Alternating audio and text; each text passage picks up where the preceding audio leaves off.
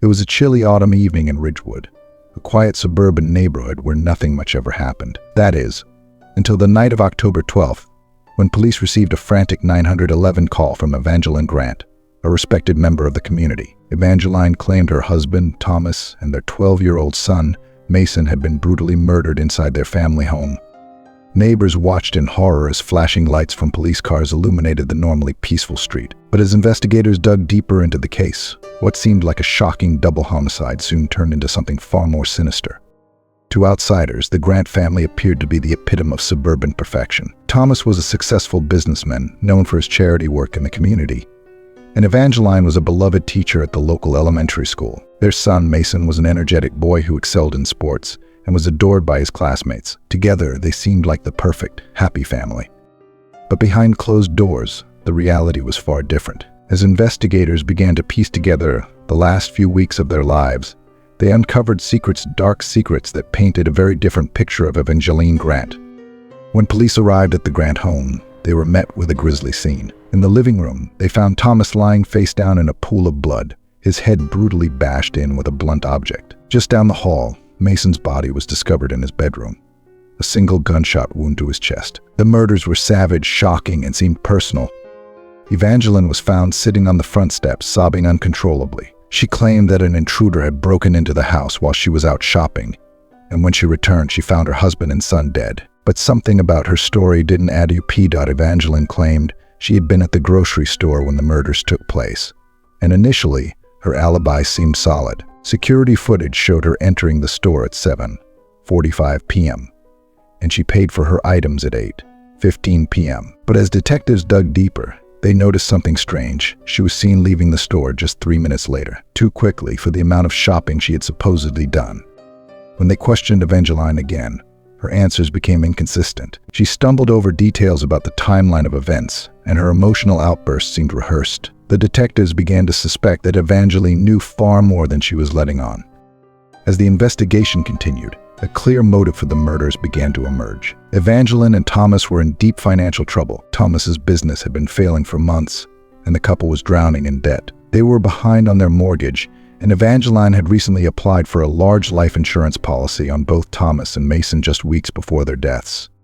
It was a classic tale of financial desperation, but what made it even more chilling was the lengths Evangeline was willing to go to escape her problems. Investigators now believe she had orchestrated the entire crime.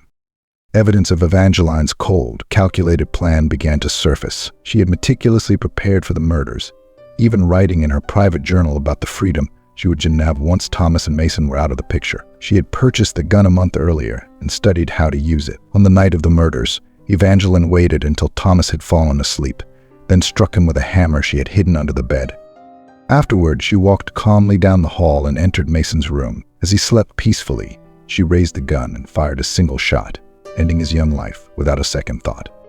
At 8:32 p.m., just minutes after committing the brutal murders, Evangeline made the frantic 911 call. She cried and screamed, claiming she had just walked into her home to find her husband and son dead. Her voice trembled as she described the scene, but to the trained ear of the 911 operator, something sounded off. Her hysteria was too forced, too dramatic. By the time police arrived, Evangeline had already composed herself. It was only a matter of time before the cracks in her story began to show. Evangeline's charade unraveled quickly. The mounting evidence against her combined with her conflicting statements and the financial motive led to her arrest just 2 weeks after the murders. She was charged with 2 counts of first-degree murder. During the trial, Evangeline tried to maintain her innocence, but the jury saw through her lies. The journal entries, the life insurance policy, and the physical evidence all pointed to one undeniable truth. Evangeline had killed her husband and son in cold blood. It took the jury less than 4 hours to return a guilty verdict.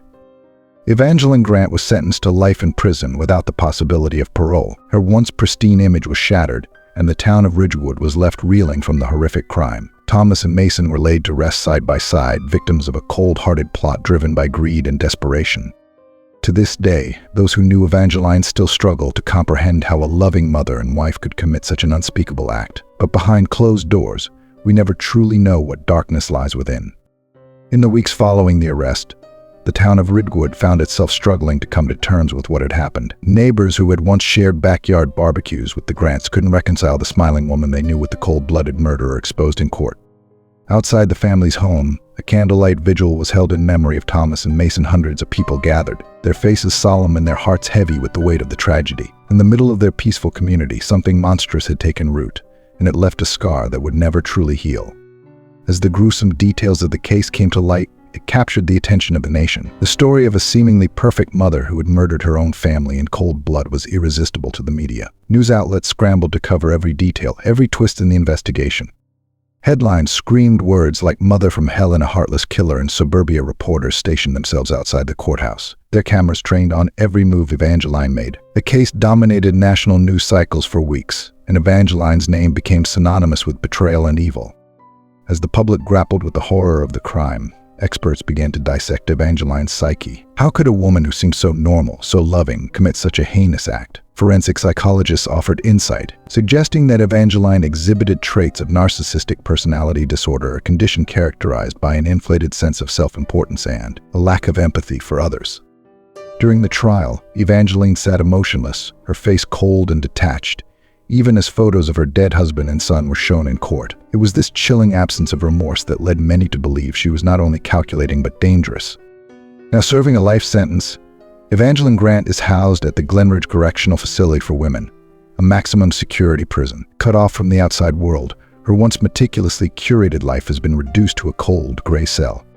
According to prison guards, she remains as composed as ever, rarely showing any signs of emotion or regret for what she did. To this day, she maintains her innocence, even as the evidence against her remains overwhelming. But inside the walls of her prison, Evangeline has no audience, no one left to deceive. For those closest to Thomas and Mason, the grief remains unbearable. Thomas's sister, Julia, still struggles to talk about the loss of her brother and nephew. In a tearful interview, she expressed her disbelief at Evangeline's actions. "I never thought she could do something like this," she said, her voice breaking. "She was part of our family. We trusted her." Evangeline's former friends were equally shocked. Many of them described her as charming, even warm at times. But in hindsight, some admitted that there were moments when she seemed distant, calculating. Those who knew her best now questioned how they could have missed the warning signs. The Grant house now sits empty, a grim reminder of the horror that unfolded within its walls. Overgrown weeds choke the yard, and the house remains unsold, despite multiple attempts to put it on the market. No one wants to live in the home where two lives were taken so violently. At Mason's old school, an empty swing set sways gently in the wind, a silent tribute to the boy who was taken too soon. The town of Ridgewood will never be the same. What was once a quiet, picturesque suburb is now known for one of the most shocking crimes in recent history, a crime that forever stained its reputation and left a void in the lives of all who knew the victims. The legacy of Evangeline Grant is one of betrayal, greed, and cold-blooded murder, a chilling reminder that sometimes the real monsters live among us.